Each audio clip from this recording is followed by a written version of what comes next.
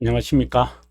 이것이 신앙 고백이다 시리즈 7권 중 세 번째 책 하이델베르크 교리 문답서 제20주일 성령 하나님에 관한 교리 문답입니다. 53문의 오늘은 네 번째 시간인데요. 여러분 53문은 451페이지에 있고요. 그리고 네 번째는 456페이지로 가겠습니다. 여러분, 제가 쓴 이 책을 여러분 참고하셔서 물론 제가 전체 본문을 다 이제 공개하니까 도움이 되겠습니다만은 아무쪼록 이렇게 여러분과 무료로 공유하면서 정말 개혁 신앙의 진수를 여러분 같이 맛봤으면 좋겠다는 마음입니다. 자, 그러면 함께 451페이지로 가겠습니다. 예, 451페이지에 왔습니다. 자, 한번 읽어보겠습니다. 당신은 성령 하나님에 관해 무엇을 믿는다?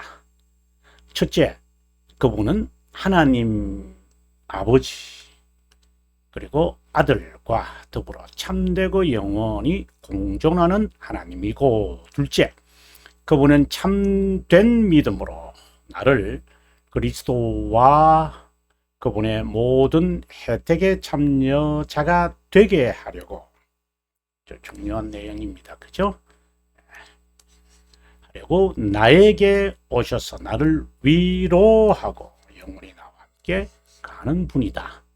오늘은 우리가 이 둘째 동그라미 2, 동그라미 2나 이런 것은 본문에는 없는데 제가 주석을 하면서 이렇게 절로 동그라미로 나누는 게 도움이 되겠다 싶어서 저 나름대로 했습니다. 자, 아무쪼록 우리가 456페이지로 가도록 하겠습니다. 예, 456페이지로 저는 왔습니다. 이미. 자, 두 번째의 성령 하나님의 사역에 관한 이야기고요. 동그라미 1번은 성령 하나님의 신성에 관한 거였습니다. 디비니티에 관한 거였습니다. 자, 하나님은 영적 존재이고 유형적이 아니기에 가시적이지 않다. 그런데도 하나님을 인간의 형태로 설술하는 경우가 있어 이런 것들이 허다하다. 흉내내거나 그분에 대해 그릇된 상상을 해서도 안 된다. 그분의 손가락으로 돌판에 십계명을 쓰는 것은 신적 권위를 나타내는 데 있는 것이다. 이뿐 아니라 십자가 형틀도 마찬가지다. 일반적으로 사람들이 그 십자가 목걸이를 이렇게 하잖아요. 뭐 좋습니다. 하지만 글쎄요, 좀 지양했으면 좋겠다. 그냥 개인적인 소견입니다. 이뿐 아니라 그분의 사랑과 은혜를 사모하기 위한 것인데 금으로 장식된 배지나 십자가는 좀 그렇다 이 말입니다.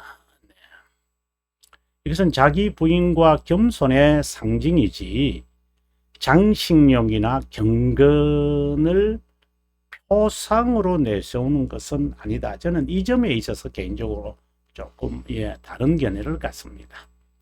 하나님은 구별된 새 위격으로 존재하는 영이시다.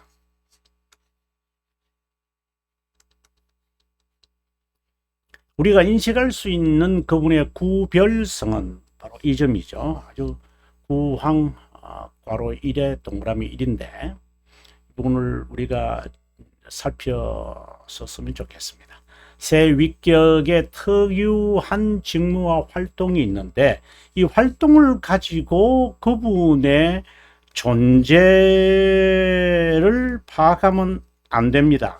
다시 말해서 인간이 경험하는 익스텐스, 실존이라 그러죠. 실존을 가지고 그분의 subsistence, 이런 본체죠. 철학적 용어지만 좀 이제 구별하기 위해서는 좀 더 정확하게 표현하기 위해서는 이런 단어들이 필요하죠. 이 존재죠. 이 다 존재죠. 또 being도 존재고요. 또는 뭐 에센스도 있죠. 뭐 이런 게 있는데 이런 단어들을 우리가 이렇게 달리 쓰면서 좀 개념을 정확하게 표현할 수 있으니까 이런 단어를 쓰는 것이지 뭐 이게 큰 도움이 된다는 것은 뭐 진리를 파악하는 데 도움이 되는 것은 아니죠. 그냥 우리가 바로 이어서 나오니까 보도록 하겠습니다. 아버지는 자신의 권능으로 창조자라 불리고 아들은 자신의 보혈로 우리 구세주와 구속자로 불리고 저는 지금 성령 하나님에 대한 이야기를 해서 여기에 제가 많이 시간을 들이지는 않겠습니다만은 여기에 리디머잖아요. 그죠? 그리고 구세주라고 할 때 세이브잖아요. 그죠? 그 다음에 우리는 구원자, 이 구원자라는 말이잖아요. 구원자, 구세주, 구속자, savior. 왜 savior라고 했을까? 구속자. 우리가 떠올려야 할 필요가 있는데 이미 이제 우리가 29문에서 하나님의 아들에 관하여 51항까지 우리가 지난 51항까지 했으니까 여러분 참고 뭐 너무 방대하지만 거기 이름 하나하나를 묻고 하죠. 그 다음에 sanctifier라는 말이죠. sanctifier. 이것은 하나님의 실존에 관한 것이다. 실존에 관한 것이라는 말이 앞서도 잠깐 말씀드렸지만 경험을 위한 거잖아요. existence. 왜냐하면 경험을 하는 존재를 우리가 실존이라고 하니까. 그 다음에 본질과 본체는 모두 존재와 관련되어 있다. 실존은 우리가 경험하여 인식하는 존재이고, 그래서 존재라는 뭐 쉽게 말해서 존재는 인격을 말하잖아요.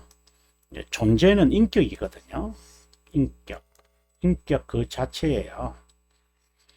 그래서 우리가 자존감이 상했다라고 말할 때는 내 인격이 모독을 받았다 이 말인데요.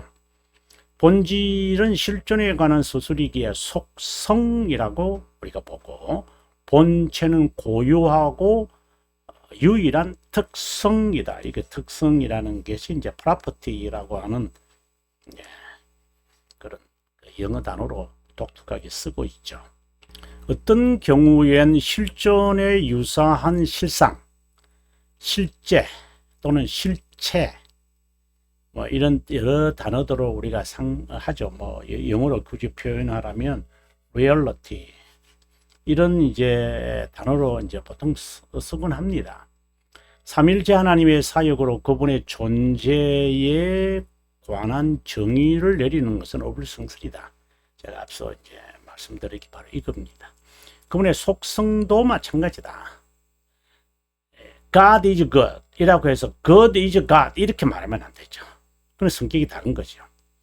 하나님의 구별된 새 위격을 인지하기 위한 것이지 구별된 새 위격, 그분이라고 단정하는 것은 매우 위험한 것이다. 제가 이런 말을 정말 많이 하는데도 워낙 이제 이런 그 헷갈리는 비논리적이고 비약적인 이러한 자세들이 워낙 우리가 늘상 해오던 습관이다 보니까 하지 말라는 제 말이 오히려 더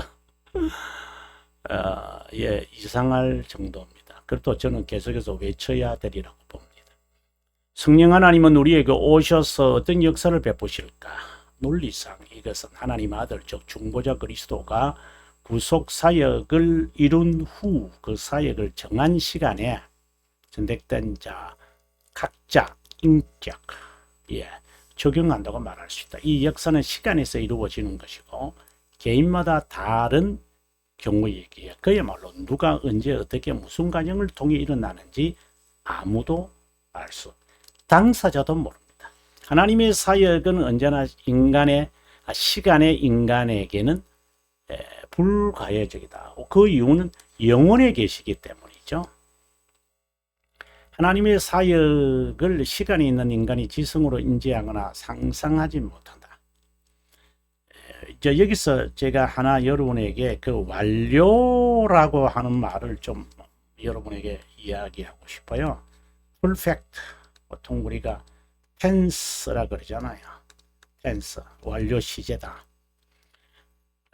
저는 우리말에는 이제 이런 말이 없죠. 이제 영어나 그리고 이제 유럽 언어들을 보면은 완료형이라는 것이 있더라고요. 여러분, 영어는 완료입니다. 완료. 예, 우리가 이제 complete라는 말과 이제 perfect이라는 단어를 주로 쓰는데요. 예, 이거는 이제 조금 양적인 면이 좀 있죠. 뭐 어떤 일을 하다가 이제 마무리돼서 이제 완성했다 이런 것이고, 이것은 그 좀 질적인 면이 있어 좀 뭐 그렇게 구도타 구분 안 해도 되지만 어쨌든 질적인 면이고 조금 좀 이상적인 측면인데, 그래서 완료형이랄 때 complete tense라고 하지 않고 이제 perfect tense를 씁니다만은, 영어는 완료입니다. 그래서 변하거나 되는 게 아니죠. 시간에 있어서는 이제 변화되는 것이고 수정 보완이 되지만, 영혼에서 행해지는 것은 완료형이기 때문에, 성령 하나님께서 우리를 이제 중생시키는 것은 영혼에서 우리를 중생시키시잖아요. 그것을 우리가 시간에서는 우리가 경험하는 거잖아요. 그래서 회심의 경험이다. 또는 저는 중생의 경험을 한다. 이제 이렇게 표현을 하는데, 시간의 개념과 영혼의 개념을 달리 하셔야 한다는 것을 강조하고 싶습니다. 그래서 성령 하나님의 역사는 완료입니다. 완료인 것을 우리에게 적용하는 것이지, 아르미니우스파처럼 우리가 이렇게 행동을 하고 이렇게 자유 의지에 따라서 경건과 견인과 인내를 하니까 구원에 이르는 선택을 받다. 이런 식으로 가면 그는 이단입니다. 두말 필요 없습니다. 그는 이단성입니다. 그는 이단 자체입니다. 근데 우리가 이렇게 쉽게 말하거든요. 그래서 정말 조심해야 됩니다, 여러분. 좀 부담스럽지만 하면 안 됩니다. 이 의식 자체를 바꾸셔야 됩니다. 그래서 제가 영원과 시간에 대한 이 개념을 정말 아마 여러분 다른 책에서는 전혀 볼 수 없는 이 개념을 제가 아주 강조하는 이유가 그 때문입니다. 하나님의 사역은 항상 영혼에서 이루어지는 것이고요. 그리고 우리는 항상 그것을 시간에서 느끼는데, 시간에서 느끼는 실존, 그분의 사역을 그분이라고 말하면 안 된다는 그 말입니다. 하나님의 영적 존재와 영되심이라는 고백에서 나온 것이다. 하나님이 인간의 사색의 대상이 아닐 뿐더러 이건 자연스럽게 이제 연결되는 거죠. 영원성을 인정한다면 인간 중심의 해석이나 지혜로 그분을 상상하여 강화하지 말라는 거죠. 고추고추 캐물어 그릇된 결론에 이르지 말라는 것이다. 이런 만용은 로마 카톨릭 스콜라주의와, 제가 이 점을 정말 강조하는데 또 이래 되면 이제 진도가 못 나갈 것 같아서 제가 좀 조심스럽습니다만은, 스콜라주의, 우리가 마틴 루터의 95개 조항의 내용을 보시면 크게 두 가지를 반대하잖아요. 하나는 이 스콜라주의고요. 하나는 면죄부입니다. 인덜전스입니다. 왜 면죄부에 대해서는 관심이 있고요. 이건 악행이니까. 그런데 스콜라주의에 대해서는 잘 개념 설정이 안 되시는 것 같아요. 스콜라주의를 무너뜨리는 그 사상이 우리가 아다시피 그 스코투스와 그 다음에 또 한 사람이 있죠. 오캄이라고 하는 그 사람이죠. 이 두 사람의, 오캄주의라는 말이 있습니다만은, 이 두 사람에 의해서 그렇다 스콜라주의가 사라진 것은 아니고, 스콜라주의에 대한 이제 논박과 반박이 이루어지는데, 그것의 간접적인 영향을 루터나 종교개혁자들이 받아요. 그러면 이 사상은 무엇이냐 하면은, 이제 쉽게 말하면 이 스콜라주의는 인과율이거든요. 아주 쉽게 말하면 이겁니다. 인과율입니다. 네. 경험론에 굳이 그렇게 말한다면 경험론에, 그러니까 시간에 있어지는 것으로 가지고 영혼의 것을 사색하겠다는 그 기본적인 자세를 갖고 있어요. 그래서 자연신학이라고 그러죠. 내추럴 디알라지라고 그럽니다. 이 디알라지의 이 사상을 가장 잘 말한 사람이 토마스 아퀴나스이기 때문에 그의 사상을 가려서 토미즘이라고 그러죠. 그러나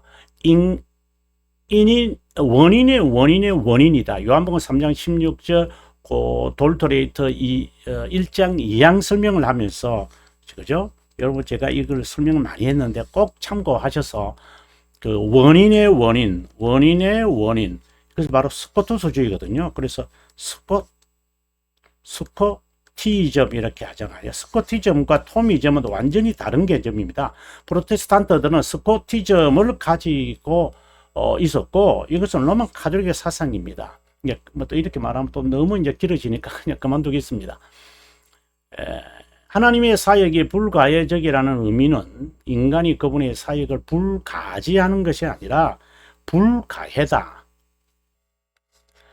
신비롭다는 뜻이다. 비밀적이라는 말이다. 하나님의 사역은 신비로운 것이기에 경이롭고 심오하다. 인간의 이성 너머에 있는 것이다. 그렇다고 불가지하지는 않다라고 봅니다. 성령 하나님의 주된 사역은 믿음의 역사다. 아주 명쾌하게 갈린성이 우리들에게 쉽게 말해서 임플란팅이죠. 우리 임플란트 하잖아, 이빨을. 임플란팅 페이스다. 어디에? our보다는 my heart에 심어주는 것이다. 이렇게 보시면 좋습니다. 그리스도의 구속 사역을 우리에게 적용하고, 그 방식은 우리 안에 믿음을 역사한다는 것은 수용하는 행위 자체를 주께서 일으키시죠. 효과적 부르심으로 그리스도에게 연합한다. 다른 말로 접붙임이다. 이렇게 말해도 되겠습니다. 때가 되면 복음에 따라 그리스도를 믿게 하거나 수용하게 한다. 성경에서는 영접이라는 말로 이제 말합니다. 그래서 그분은 믿음의 저자, 완성자라고 불리고, 믿음을 심는 대상은 그죠? 선택된 자이다. 선택된 자는 중생의 경험을 하기 전까지 타락의 상태에 있기에 그리스도로 말미암아 구속함을 받아야 한다. 그래서 이 회개 촉구의 말씀이죠. 회개를 촉구하죠. 이게 선지자들은. 왜냐? 타락의 상태에 있는 이 옛 모습을 떨쳐버려야 되니까. 다른 말로 악행을 떨쳐버리기 위해서 회개가 아주 잔인하게, 어떤 때는 공포, 위협, 협박, 그리고 또 저주, 이런 식으로 되어서 제발 그 안에서 나와야만 한다. 정말 그 안에 머물면 안 된다. 멸망의 장망성에 있다. 이제 이런 아주 강한 의지로 말합니다. 이제 이 메시지를 이해하게 되죠. 그래서 성령 하나님은 그분을 믿도록 효과적으로 부른다. 이런 면에서 성령 하나님을 그리스도의 영, 그리스도께로 오게 하니까 그리스도로 말미암아 그리스도의 구속 사역을 적용한, 이런 면에서 그리스도의 영, 효과적으로 부를 뿐만 아니라 어렵다고 여겨지고 양자되고, 이거는 구원의 서정이라고 보통 이제 이렇게 말을 합니다. 끝까지 귀결된 영생 구원에 이르도록 변호하고 견인한다. 다음 시간에 458페이지 하도록 하고요. 긴 시간 동안 함께 해주셔서 고맙습니다. 가능하다면 개혁신앙이 한국교회에 정착되고자 최선을 다하겠습니다. 여러분, 다음 시간까지 주님의 은혜와 평강이 늘 간회와 그리고 하시는 일에 개인에게 늘 충만하시기 바랍니다.